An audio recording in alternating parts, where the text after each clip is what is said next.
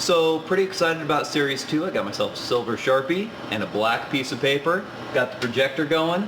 Let's review the 4 steps to a significance test.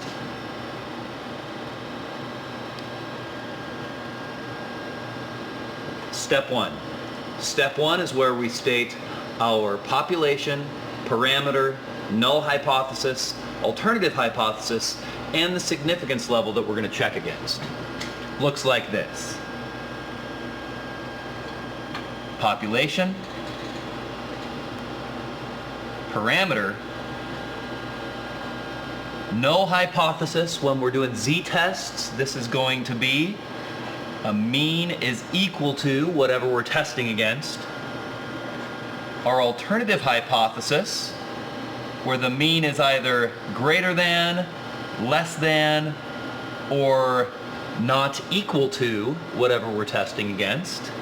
And lastly, our significance level alpha, which our default is going to be 0.05, so we're going to use 0.05 unless we've been directed to use something else. Step 1. Step 2.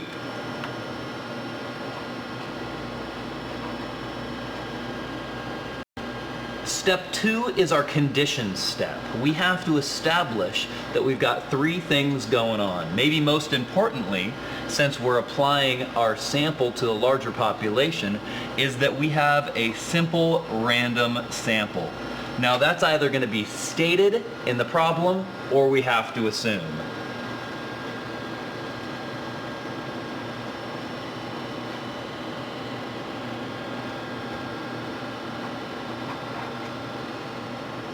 All right.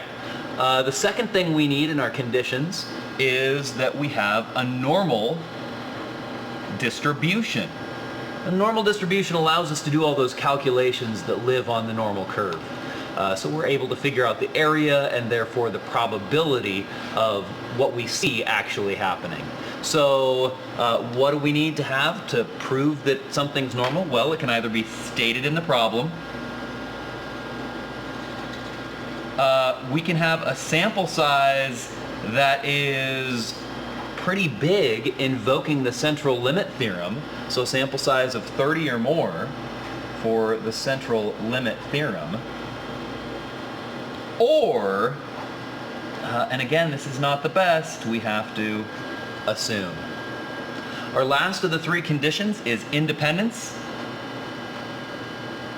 Independence means we have to be pulling from a population that's large enough not to really notice or change probability as we pull out our sample.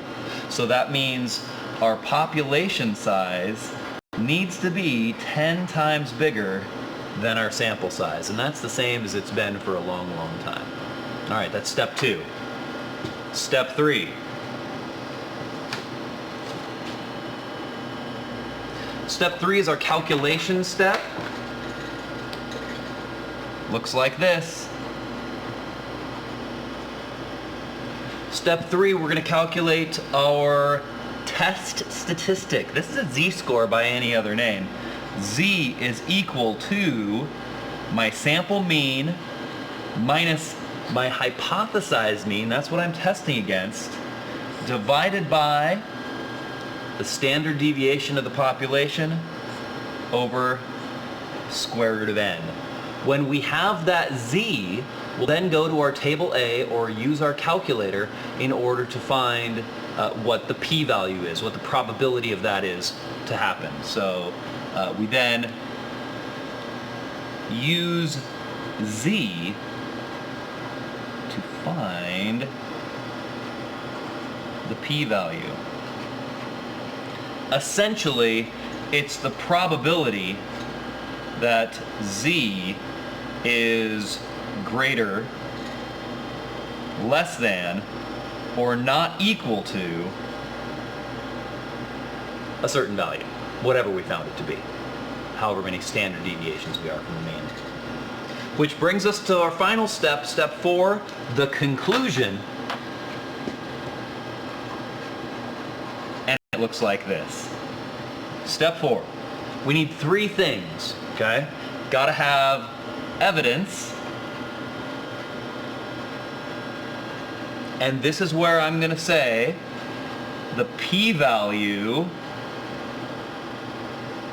of blank, whatever our p-value is, whatever the probability of what we noticed was, the p-value of blank is, it's either going to be greater or less. We're going to say less than, it's not always, sometimes greater, less than alpha at 0.05. And I'm just assuming our alpha is 0.05. Sometimes it's different. If we want to be more certain of our results, sometimes it's less. We'll talk about that more in the future. So that's my first thing, evidence. Second item is the choice. If the p-value is less than alpha,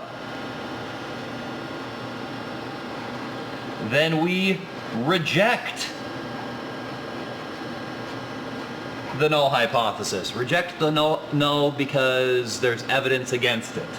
If the p-value is greater than alpha, you fail to reject. We fail to reject. So there's never any I accept the alternative, or the alternative isn't working. It's not about that. We are simply looking at evidence for or against the null hypothesis. So if we reject the null, we have nowhere to turn but the alternative, I guess. And that's the thinking there. So choice is step 2 in that, and then I'm about to go off the edge of the paper, so I'll scoot here a little bit, and step 3, or part 3 rather, of step 4 is the context. This is where we write a little statement like, it seems, ... it seems that the banana slugs are larger than 50 centimeters, or whatever we're testing, right? It seems like there's evidence to refute the null hypothesis. All right, so those 4 steps, every problem, every time. Thanks.